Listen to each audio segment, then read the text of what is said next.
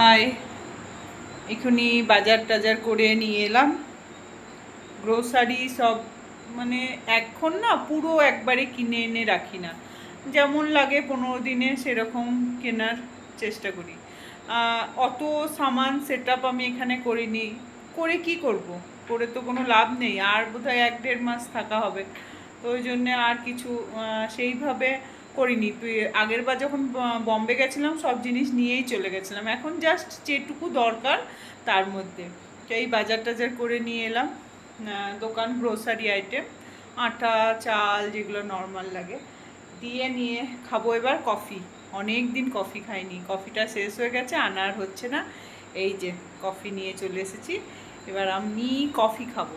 আমরা দুজনা মিলে কফি খাবো, তারপর রুটি হবে, ডাল তরকারি করা আছে। আর দুধ আমি এখানে বসি।